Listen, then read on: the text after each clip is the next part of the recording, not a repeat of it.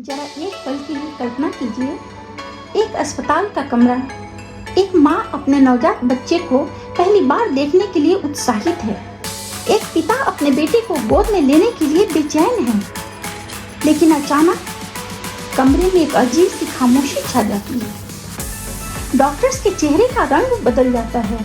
माँ घबरा जाती है और पिता कुछ सेकंड तक अपने बच्चे को देख भी नहीं पाते। क्यों? क्योंकि उस बच्चे के हाथ और पैर नहीं थे, सिर्फ एक छोटा सा पैर जैसा हिस्सा था। किसी ने नहीं सोचा था कि यह बच्चा कभी सामान्य जीवन जी पाएगा।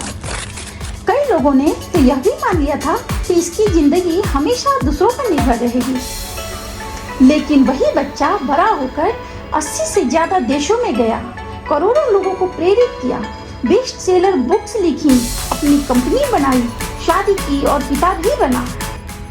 आज हम उस इंसान की पूरी कहानी जानेंगे। उनका जन्म 4 दिसंबर 1982 को ऑस्ट्रेलिया के मेलबर्न शहर में हुआ था। उनके पिता एक पादरी थे और उनकी माँ एक नर्स थी। उस बच्चे को एक दुर्लभ बीमारी थी जिसका नाम है टेट्रा अमेलिया सिंड्रोम। इस बीमारी में इंसान बिना हाथ और पैरों के जन्म लेता है। जब वे पैदा हुए तो उनके माता पिता पूरी तरह टूट गए।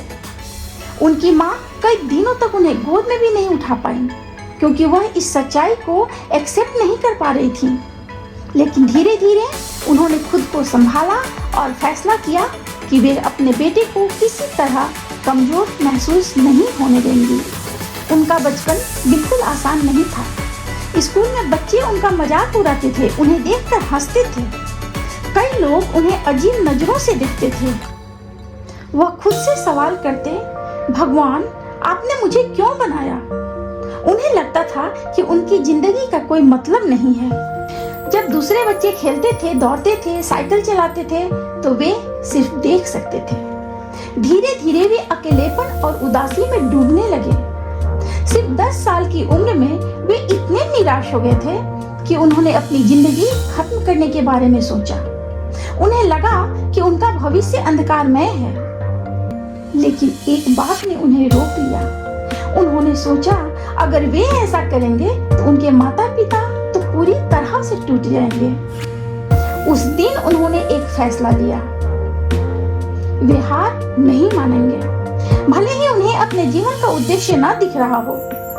धीरे धीरे उन्होंने नई चीजें सीखनी शुरू की। उन्होंने अपने छोटे से पैर की मदद से लिखना सीखा, कंप्यूटर चलाना सीखा, मोबाइल यूज करना सीखा, तैरना सीखा, फुटबॉल खेलना सीखा और यहाँ तक कि उन्होंने सर्फिंग भी सीखी। उन्होंने एक बात समझ ली थी, अगर मैं अपने शरीर को नहीं बदल सकता तो अपनी सोच तो जरूर बदल सकता हूँ। और यही उनकी सबसे बड़ी ताकत बन गई। 17 साल की उम्र में वे पहली बार लोगों के सामने स्पीच दिए। लोग उनकी बातें सुनकर भावुक हो गए।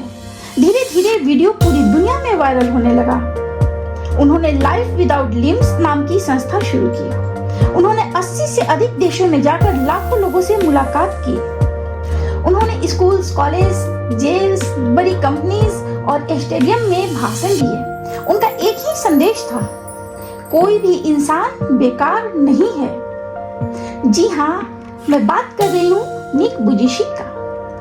निक ने कई फेमस बुक्स भी लिखी, जैसे life without limits, unstoppable, stand strong, love without limits. इन किताबों को दुनिया भर में लाखों लोगों ने पढ़ा। उनके स्पीच को करोड़ों लोग देख चुके हैं। आज वे दुनिया के सबसे प्रभावशाली मोटिवेशनल स्पीकर्स में से एक माने जाते हैं। बहुत लोग सोचते थे कि निक कभी शादी नहीं कर पाएंगे, लेकिन उन्होंने दुनिया को फिर गलत साबित कर दिया। साल 2012 में उन्होंने कारेन याहारा से शादी की। आज भी एक खुशहाल परिवार के साथ रहते हैं। वे कई बच्चों के पिता भी हैं। उनकी तस्वीर देखकर कोई भी समझ सकता है कि खुशी शरीर से नहीं, सोच से पैदा होती है। निक की कहानी हमें 3 बड़ी बातें सिखाती है। पहली सीख, परिस्थितियां आपकी पहचान तय नहीं करती। दूसरी सीख, आपकी सबसे बड़ी कमजोरी ही आपकी सबसे बड़ी ताकत है। और तीसरी सीख, हार मानना कभी समाधान नहीं होता।